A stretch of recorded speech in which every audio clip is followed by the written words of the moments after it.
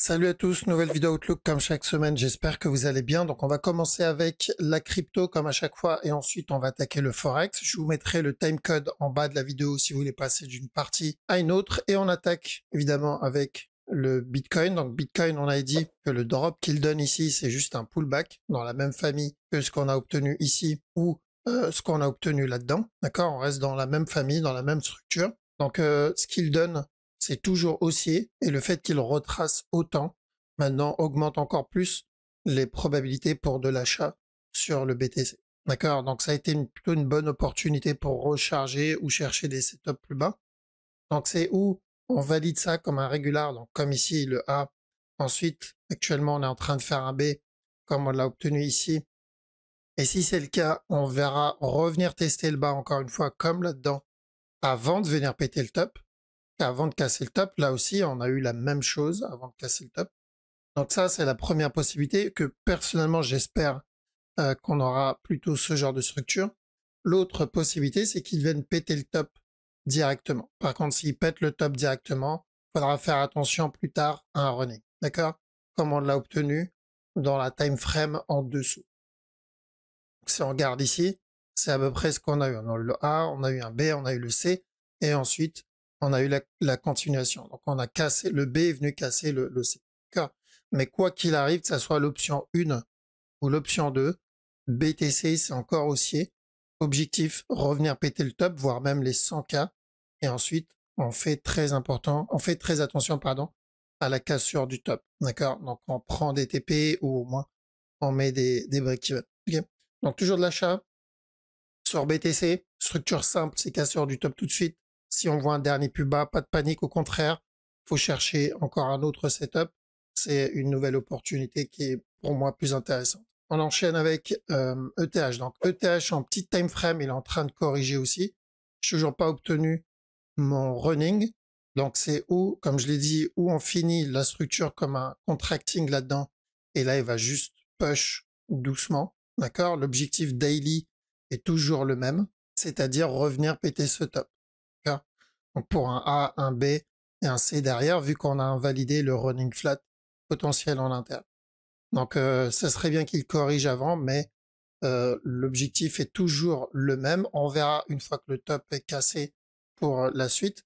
Et sur la petite time frame, là-dedans aussi, pour le moment c'est plutôt correctif. Donc où on finit ça comme un regular flat et il viendra péter le top directement à partir de là, d'accord? Ou sinon on va juste le voir valider un regular ici, un drop et ensuite casser le top. Quoi qu'il arrive, pour le moment, il est en train de range, donc c'est encore haussier pour ETH. On a BNB qui est aussi plutôt haussier comme move. Alors, la structure 15 minutes, on va dire, voire même peut-être 1 heure, est encore en cours, elle n'est pas finie. Mais la structure en interne, donc cette structure ici, c'est plutôt haussier. D'accord, on va chercher un flat là-dedans pour revenir péter le top encore une fois. Mais on surveille la time frame au-dessus. Comme on l'a déjà vu, c'est où on valide ça comme un régular et dans ce cas-là, on pète le top, ou sinon un dernier push et ensuite on pète le top. Donc le dernier push, on se rapprochera dans ce genre de structure.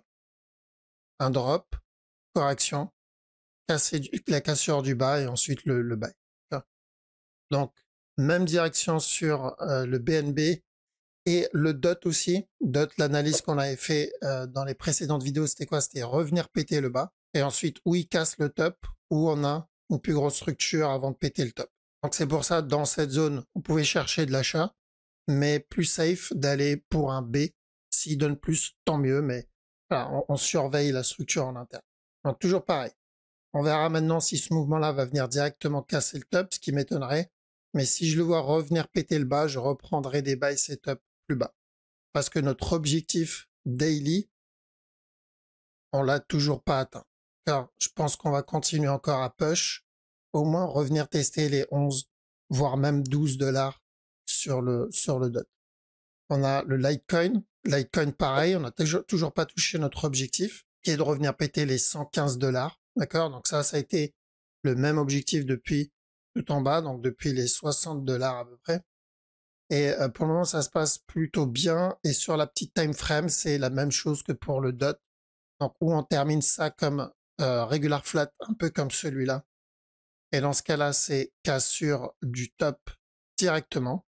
Ou sinon, on va avoir juste un plus gros regular flat. Et si c'est le cas, on viendra push une dernière fois après avoir fini ce B.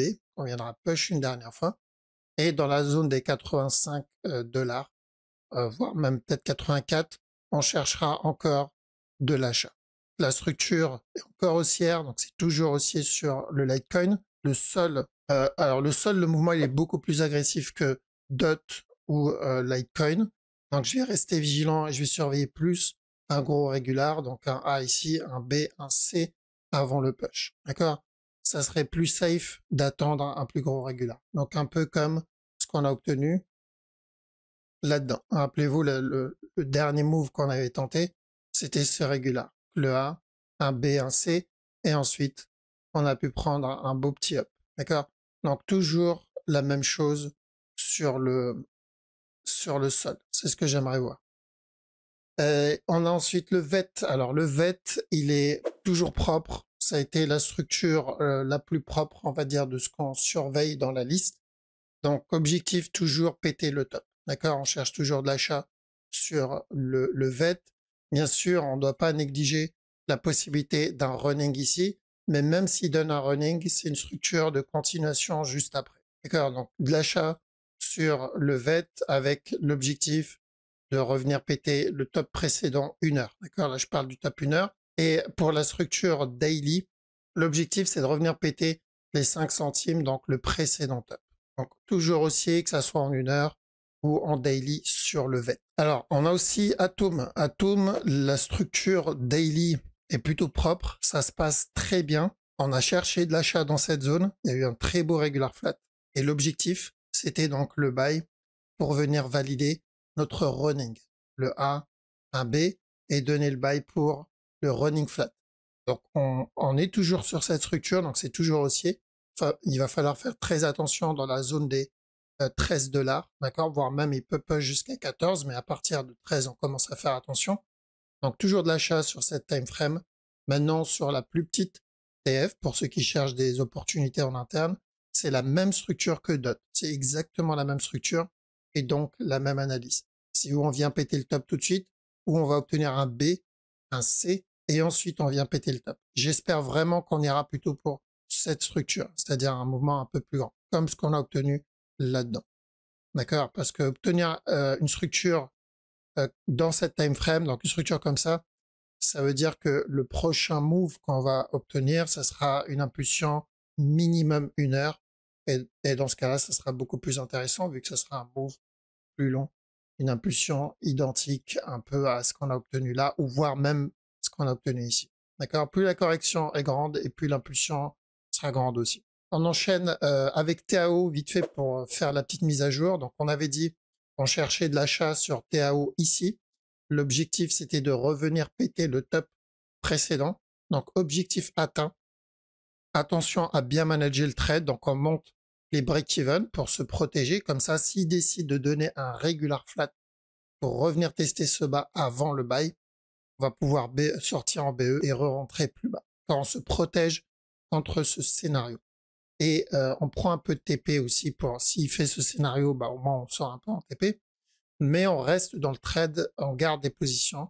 Pourquoi? Parce que il peut très bien juste continuer son push comme il l'a déjà fait.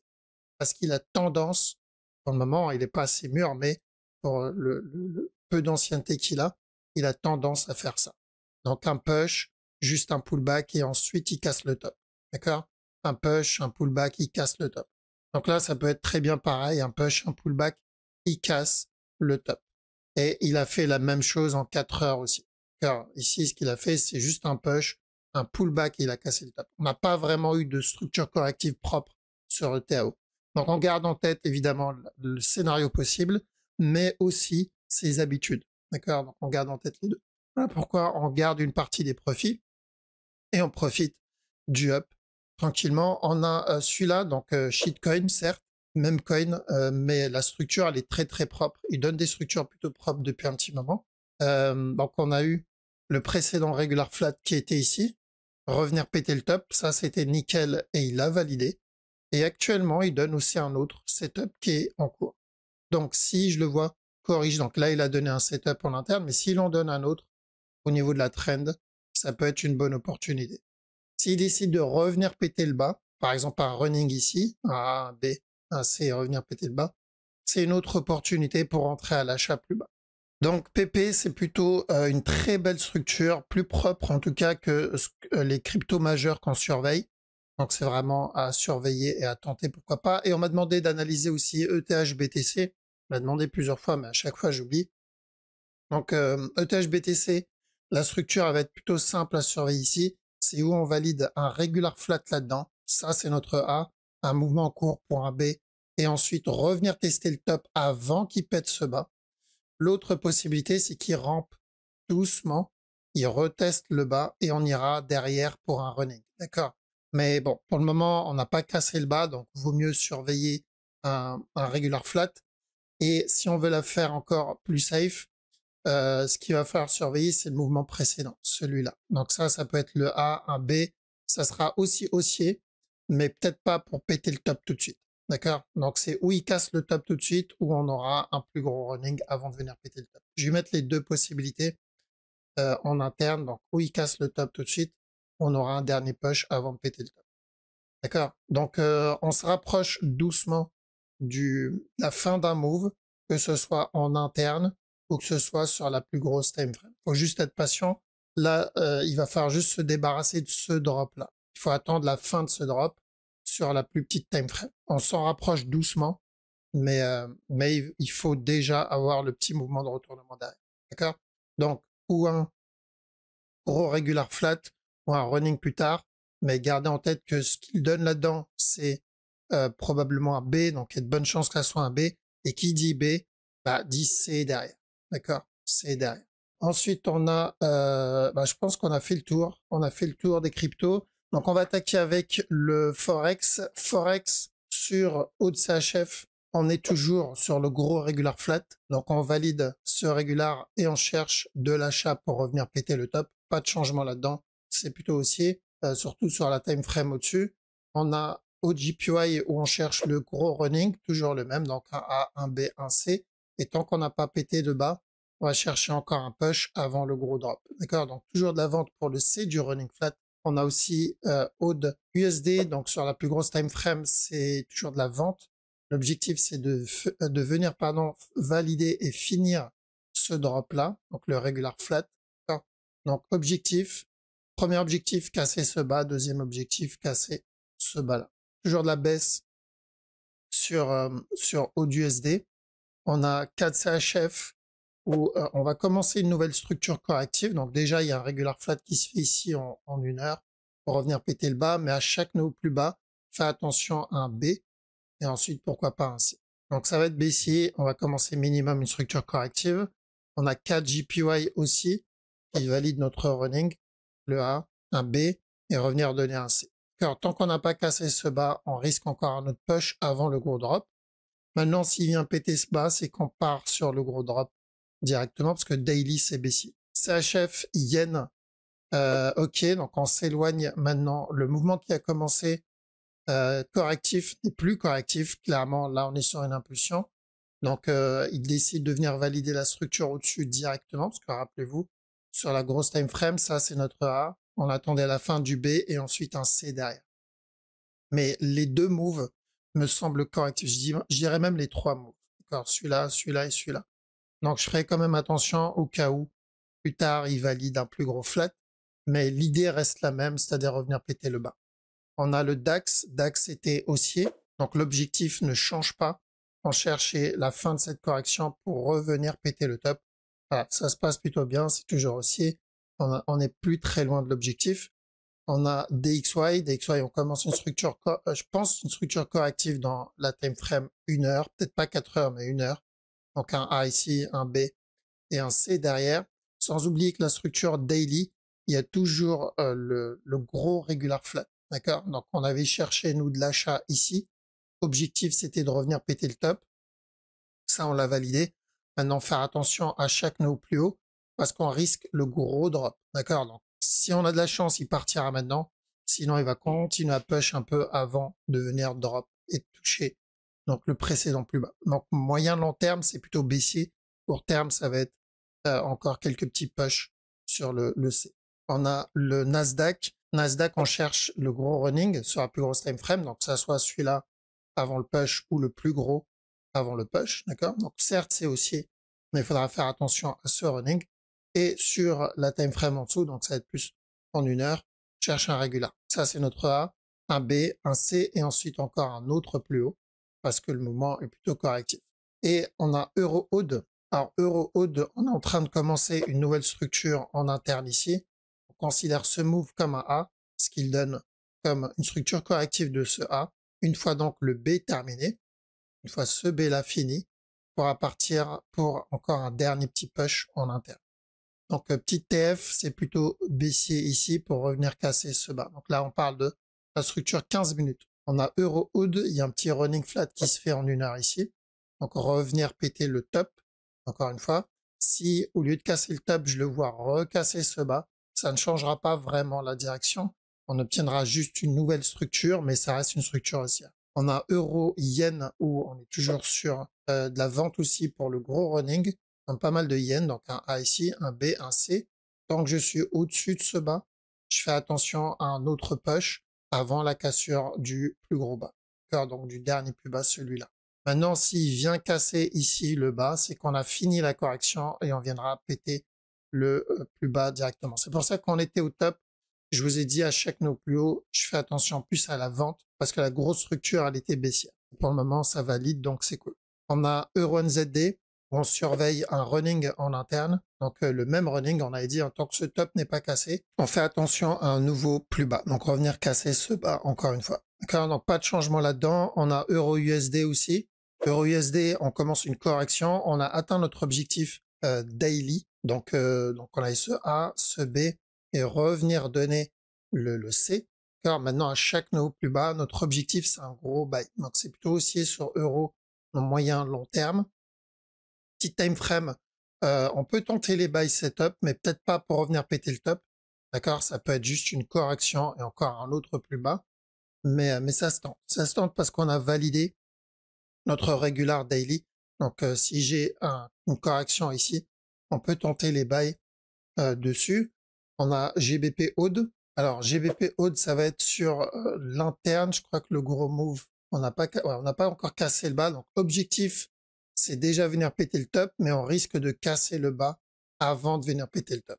D'accord? Donc on surveille ça. Et en petit time frame, on va corriger le move qu'il a donné. Donc j'aimerais bien voir un petit drop et ensuite la continuation pour le push. Peut-être pas le buy setup le plus intéressant. On a GBP CAD où lui, ça sera peut-être un peu plus intéressant si on a le C et ensuite la continuation. Donc là, le running peut être plutôt propre à tenter. Donc pour le buy, on a GBP JPY où on part sur la grosse time frame aussi. Donc le running, un A, un B, un C. Et on fait attention, très important dans cette zone. S'il doit valider le running, c'est directement péter le top. Si je le vois s'éloigner, c'est quand on va casser le bas. D'accord? Quoi qu'il arrive, c'est baissier. S'il valide le running, on cherchera de la vente. S'il donne des setups de vente ici, on cherchera de la vente. De toute façon, on est censé chercher de la vente depuis le top parce qu'on veut le minimum le running, voire même le gros drop. D'accord? Parce que c'était baissier à la base. Et on a GBP-NZD encore correctif, d'accord? Donc à chaque nœud au plus bas, j'aimerais bien le voir donner ce push là, mais je sais plus c'est quelle structure qu'on avait vu où c'était identique. Ça a commencé correctif et ensuite il a juste fait ça. Parce que je rappelle la grosse time frame. La grosse time frame, ça c'est notre A. Ce qu'il donne, c'est un B. Une fois le B terminé, que ça soit tout de suite ou après, c'est ce drop qu'on cherche. Donc si c'est après, on aura un autre push et ensuite le drop. Si c'est tout de suite, il va juste ramper comme ça. Mais vu ce qu'il donne, pour le moment, oui, c'est très correctif pour de l'achat. Donc vendre ça, c'est pas une bonne idée. Je préfère louper le move et respecter, on va dire, ma structure. On a GBP USD, on cherchait le running flat, hop, donc le drop ici pour le running et ensuite un push tant qu'on pète pas ce bas là. toujours la même direction. On a eu ce drop, on est peut-être encore un peu dedans. Ça se peut qu'on corrige avant de venir le finir, le terminer. Mais à chaque nœud plus bas, ensuite on cherchera le gros retournement sur GBP USD. GBP NZD, on a pété le premier objectif. D'accord? Donc on cherchait nous de la vente ici. Premier objectif c'était celui-là et deuxième objectif c'est celui-là. Donc on n'est plus très loin, mais on cherche toujours de la vente pour venir valider ça. Donc là il y a une chance pour choper un running et en espérant que ce running va venir atteindre l'objectif daily. On a NZD CHF, on cherche un regular flat, donc le même, hein. Ce A, un B, un C. Une fois le C terminé, on viendra donner encore un autre push baissier. NZD JPY, comme les autres JPY, c'est le running. Un A, un B, un C. Et après, pourquoi pas un push tant qu'on n'a pas cassé le top. Et une fois le running validé, c'est de la vente. D'accord? Le mouvement haussier, ça reste baissier. Le mouvement de la grosse time frame, pardon, ça reste baissier. On a aussi USD CAD. Donc, le move en interne, potentiellement un petit running en préparation. Tant qu'on n'a pas cassé ce bas-là, s'il y a des buy setup, pourquoi pas revenir tester le top encore une fois. C'est important qu'il ne casse pas ce bas si on veut valider le running flat. US Oil, correction 15 minutes en cours, ça se tente, d'accord? J'oublie pas que on attend un running en 4 heures daily. Donc ici, pourquoi pas s'il y a des sell setup, revenir péter le bas encore une fois. Et sur la plus grosse time frame, donc il me semble c'est ouais, ça c'est daily. Donc on cherche le running qui est là-dedans. Revenir casser ce bas. Donc il y a peut-être un setup 1 heure en préparation ou 15 minutes, je dirais ouais, 15 minutes en préparation pour de la vente. Donc dans cette zone, s'il y a des sell setup, ça peut être plutôt propre. On a le silver. Silver, la grosse time frame, pour moi, elle n'a pas fini de corriger. On peut avoir des mouvements en interne qui rampent comme ça, mais je vais avoir besoin d'un B, d'accord, d'un gros B, et ensuite un C. Et ce B, on l'a pas encore obtenu sur le silver. Et sur le gold, par contre, le B, il est en cours. On a eu notre A, on cherchait de l'achat pour un B, je pense que c'est en cours. Ensuite, le C et après la continuation. Un peu comme ce qu'on a eu là-dedans, mais pour une time frame supérieure. Et pour l'interne, donc ça va être la structure 1 heure. On surveille pareil en interne un autre B. Celui-là est dans cette zone. On va pas chercher encore un autre drop. S'il donne une structure propre, on aura un push et ensuite notre C. Alors, donc s'il donne ça, ça serait parfait. Maintenant, il donne pas souvent des structures propres sur le gold et sur le silver. Donc, mais la grosse time frame ne change pas. On fait attention déjà à ça et après on verra s'il viendra péter le top. Ok, donc voilà, je vous laisse ici. Passez un très bon week-end. Je vous dis à la prochaine. Ciao.